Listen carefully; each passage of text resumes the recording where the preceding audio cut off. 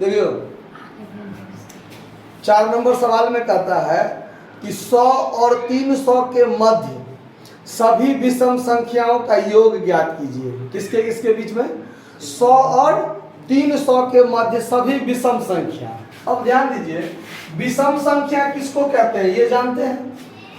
वैसी संख्या जिसमें 2 से पूरा पूरा भाग ना लगे। तो 100 और 300 के बीच में पूछ रहा है, तो 100 क्या है? सम संख्या है ना, क्योंकि 100 में 2 से क्या करता है? 50, 50 दूना 100 भाग लग जाता है ना। और 300 में भी 2 से भाग लग जाता है, 150 दूना 300 लग जाता है। तो 100 और 300 के बीच में 101, 103, 105 डॉट डॉट डॉट डॉट और लास्ट में 299, यही वो संख्या होगा 100 और 300 के बीच में जो क्या है? विषम संख्या है। क्या है? अब पूछ रहा है इस सब का जोड़ ज्ञात करने के लिए, योग ज्ञात करने के लिए। तो 101 से लेके 299 तक सबसे पहला काम Sn बराबर जो सूत्र होता है n/2, यानी n का मान हमको जानकारी में होना चाहिए। Sn निकालने के लिए n का वैल्यू यदि आपके पास नहीं है तो आप Sn का मान नहीं निकाल सकते हैं, योग नहीं निकाल सकते हैं। तो आपके पास क्या सब उपलब्ध है? देखिए 101 उपलब्ध है, a बराबर यानी पहला पद को a से सूचित करते हैं। d बराबर दूसरा पद में से पहला पद घटाइए, तो d का मान क्या हो गया?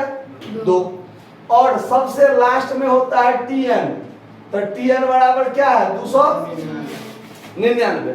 अब tn बराबर a, d और tn, इस तीनों की मदद से आप n का मान निकाल सकते हैं। कैसे? तो सूत्र होता है a plus n-1 into D बराबर क्या होता है? tn होता है ना। तो a का मान आपके पास 101, n का मान जानकारी में नहीं है तो वही रह जाएगा, d का मान 2 बराबर में क्या हो जाएगा? tn 299। अब आगे का काम n-1 इंटू डी यानी 2 बराबर 299, और ये 101 इधर जाएगा तो क्या हो जाएगा? घट जाएगा। तो n-1 इंटू डी यानी 2 का मान बराबर में 100 क्या हो जाएगा? 98। अब ये 2 से आप इसको भाग दीजिए तो कितना आएगा? 99। तो n बराबर ये -1 इधर जाकर के प्लस हो जाएगा, तो n का मान क्या हो गया? यहां तक समझने में कोई दिक्कत? आगे ध्यान दीजिए। अब आपको निकालना है Sn। Sn बराबर क्या होगा? तो n/2 into 2a plus n-1 into D, ये सूत्र भी होता है। और जब आपके पास a और l यानी लास्ट पद, पहला पद और अंतिम पद आपके पास अगर जानकारी में है तो आप डायरेक्ट सूत्र ये भी लिख सकते हैं a प्लस l। l मतलब लास्ट पद और लास्ट पद मतलब tn। समझ में आया बात? तो n का मान हो गया 100/2, a का मान हो गया 101 और लास्ट पद हो गया 299। तो ये कट के हो जाएगा 50 और इसको गुना कर जोड़ दीजिएगा तो गुना में हो जाएगा कितना? 400, और इसको गुना कर दीजिए तो हो जाएगा 20,000। बात समझने में कहीं कोई दिक्कत नहीं? दिक्कत? ठीक। अगला में देखिए 5 नंबर प्रश्न में क्या कहता है, ध्यान से देखिए। 5 नंबर प्रश्न यहां से बता रहे हैं।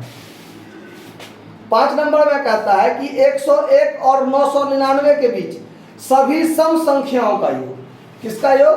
सम संख्या। इसमें विषम था, इसमें सम। 101 और 999 के बीच सवाल सेम है, खाली ध्यान क्या रखना है। तो 101 तो है विषम संख्या, तो 102 होगा सम संख्या। 102 और 2 का अंतराल 104, 106 ऐसे करते हुए क्या करेंगे हम लोग? आगे बढ़ेंगे। 999, तो 999 है विषम संख्या, तो 998 क्या हो जाएगा? सम संख्या। ठीक है, पहले 998 ये क्या हो गया? सम संख्या। अब इसमें भी वही बात, सेम प्रोसेस होगा इसमें, ये वाला। अब क्या होगा? तो पहले हमारे पास तो n का मान है नहीं जानकारी, तो पहला काम क्या होगा? n का मान निकालना। तो n का मान निकालने के लिए a बराबर 102, d बराबर 2, और Tn बराबर 998।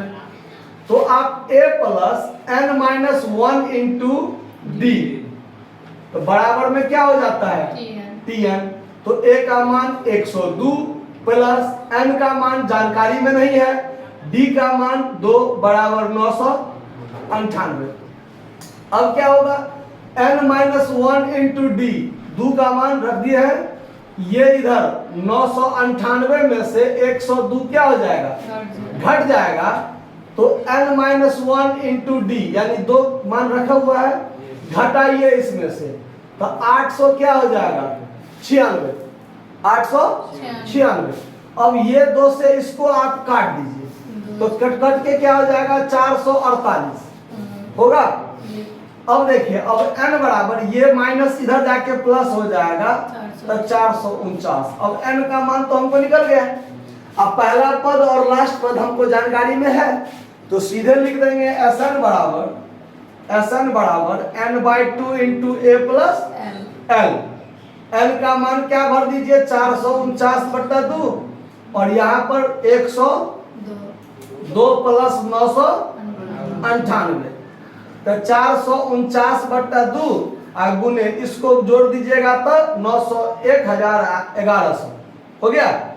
अब इसको काट दीजिए 550, तो 449 गुने 550 गुना कीजिए फटाफट, 2,46,950 यही जो हुआ इस टोटल पदों का योग हो गया।